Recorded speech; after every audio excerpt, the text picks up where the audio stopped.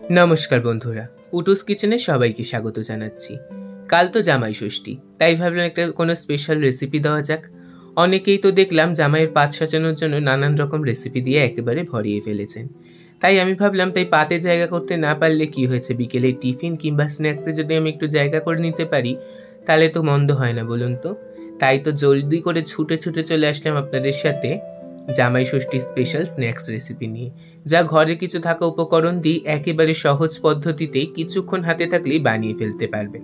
এই রেসিপি বানানোর জন্য প্রথমেই দরকার আমাদের ময়দা মাখা। তার জন্য আমি এখানে 2 কাপ মতন ময়দা নিয়েছি, আর নিয়েছি স্বাদ মতন লবণ, আর দিয়েছি 2 টেবিল চামচ মতন চিনি। এবার তেলের সাথে ময়দাটাকে খুব সুন্দরভাবে মিশিয়ে একবারে ঝুরঝুরো করে নেব। আমরা এখানে ময়াম দিচ্ছি।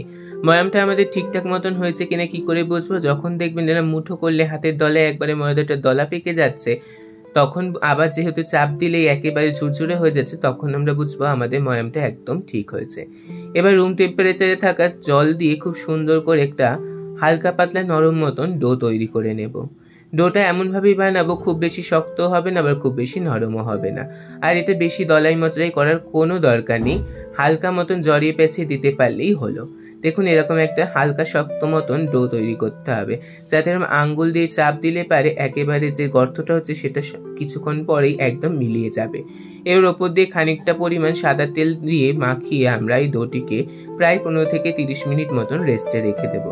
তাহলে দেখবেন ডোটা একেবারে নরম হয়ে খুব সেট হয়ে যাবে। তাহলে চলুন আরেকটা চাটনি তৈরি করে নিই। যেহেতু বললাম স্ন্যাক্স, অর্থাৎ আজকের আমি একটা চাট তৈরি করে দেখাবো।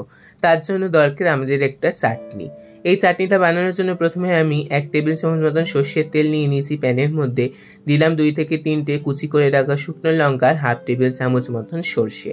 আপনারা এখানে যে কোনো রকম সর্ষে ব্যবহার করতে পারেন, আর যদি শুকনো লঙ্কার জায়গায় চিলি ফ্লেক্স থাকে তাহলে কিন্তু আরোই ভালো হয়। আমি এখানে যখন ফোড়নটা একদম চটপটিয়ে উঠেছে, তখন এখানে 2খানা কাঁচা আম, বেশ টক জাতীয়, খুব সুন্দর করে টুকরো টুকরো করে কেটে মিক্সিং জারের মধ্যে দিয়ে হাফ কাপ জল যোগ করে খুব সুন্দর মিহি করে বেটে নিয়েছি। তারপর এটা দেওয়ার পর দিয়ে দিচ্ছি স্বাদ মতন সাদা লবণ, তারপর দিলাম লঙ্কার গুঁড়ো ঝালের পরিমাণের কালারের জন্য, আর দিলাম হলুদের গুঁড়ো। দিয়ে তারপর যখন চাটনিটা একটু ঘন মতন হয়ে আসবে দিয়ে দেবো 1 টেবিল চামচ মতন বিট লবণ, আর দিচ্ছি যার যতটা মিষ্টি প্রয়োজন। আমি এখানে 4 টেবিল চামচ চিনি ব্যবহার করেছি। আপনাদের কাছে গুড় থাকলে তাও ব্যবহার করতে পারেন, তাহলেও কিন্তু আরও সুন্দর হবে রেসিপিটি। তারপরে চিনিটা দিয়ে খুব সুন্দর করে চিনির জলটা একটু শুকনো হয়ে আসা মতন শুকিয়ে নিলাম। আর যেহেতু আমি এই চাটনিটা প্রিজার্ভ করে রাখবো, তার জন্য আমি এখানে 1 ছিপি মতন ভিনিগার দিয়ে দিলাম। চাটনিটার ঘনত্ব যখন এরকম পর্যায়ে চলে আসবে, ঠিক তখনই আমরা এখানে 1 টেবিল চামচ মতন ভাজা মশলা দিয়ে দেব। আমাদের রেসিপিটি মানে চাটনিটি কিন্তু মোটামুটি তৈরি হয়ে এসেছে। এবার গ্যাসের ফ্লেমটাকে একদম বন্ধ করে দেব। তারপরে দিয়ে দিচ্ছি কুচিয়ে রাখা কাঁচা লঙ্কা। এটা কিন্তু গ্যাসের ফ্লেমটা বন্ধ করে তারপরেই অ্যাড করতে হবে। তারপর খুব সুন্দর করে মিশিয়ে নিচ্ছি। আমাদের আমের টক ঝাল মিষ্টি চাটনি কিন্তু একদম তৈরি।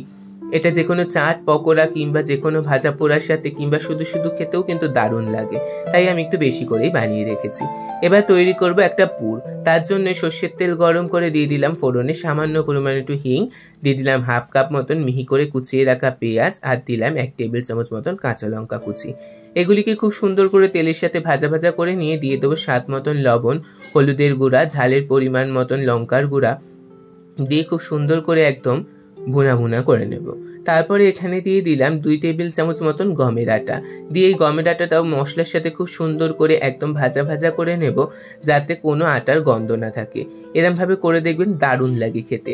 তারপর দিয়ে দিচ্ছি 4টে মিডিয়াম সাইজের আলু, একদম ম্যাশ করে রেখে দিয়েছিলাম সিদ্ধ করে, সেটিকে দিয়ে মশলার সাথে খুব সুন্দর করে মাখিয়ে নেব। এই আলুটা দিয়ে আমরা কিন্তু অন্য কিছু সিঙ্গারার পুরটুরও তৈরি করতে পারি। তারপরে এখানে আলুটা যখন খুব সুন্দর মশলার সাথে মেশানো হয়ে যাবে, তখন দিয়ে দিলাম হাফ টেবিল চামচ মতন বিট লবণ, দিলাম 1 টেবিল চামচ মতন ভাজা মশলার গুঁড়ো, আর দিলাম সামান্য পরিমাণ একটু চিনি। চিনিটা অপশনাল, চাইলে দেবেন, না চাইলে দেওয়ার কোনো প্রয়োজন নেই। খুব সুন্দর করে মিশিয়ে নেওয়ার পর দেখুন যখন কড়াইয়ের গা ছেড়ে দিচ্ছে, তখন বুঝবো আমাদের পুরটা একদম তৈরি হয়ে গেছে। তারপর এখানে ওই ময়দাগুলো থেকে ছোট ছোট লেচি কেটে পুরগুলোকে ভরে নিয়েছি। ভরে হাতের সাহায্যে একটু চাপ দিয়ে নিয়েছি, কোনো বেলাবেলির প্রয়োজন নেই।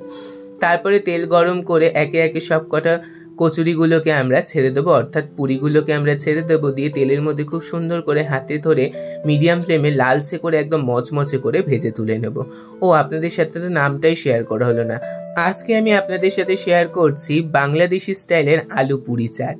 এটা খেতে যেমনটাই দুর্দান্ত, বানাতে ততটাই সহজ। জামাইয়ের মন তো একদম খুশি হয়ে যাবে। দেখুন লালচে লালচে করে ভাজা হয়ে গেছে। আমাদের রেসিপিটি প্রায় শেষের দিকেই চলে এসেছে, এবার অ্যাসেম্বল করার পালা। নিয়েছে একটা প্লেট, তার মধ্যে পুরিগুলোকে খুব সুন্দর করে একে একে সাজিয়ে নেব। দেখুন কতটা খাস্তা আর একদম ফুলকো ফুলকো হয়েছে পুরিগুলো। সাজিয়ে নেওয়ার পরে যে আমের চাটনিটা তৈরি করে রেখেছিলাম, সেই চাটনিটা ওপর থেকে প্রত্যেকটা পুরির ওপর লাগিয়ে দিচ্ছি। দিয়ে সামান্য পরিমাণ সেও ঝুড়ি ভাজা দিয়ে বা একদম ঝিরি ঝিরি যে ঝুড়ি ভাজাগুলো হয় সেটা দিয়ে গার্নিশ করছি। আপনারা চাইলে ওপর থেকে একটু ধনে পাতাও ছড়াতে পারেন, আমার কাছে ছিল না তাই দিইনি। আপনাদেরকে একটা ভেঙেও দেখিয়ে দিচ্ছি। তাহলে আজকের রেসিপিটি ভালো লাগলে একটি লাইক করবেন আর চ্যানেলটিকে সাবস্ক্রাইব করতে ভুলবেন না। আর জামাইয়ের মন জয় করার জন্য একদম বানিয়ে ফেলুন।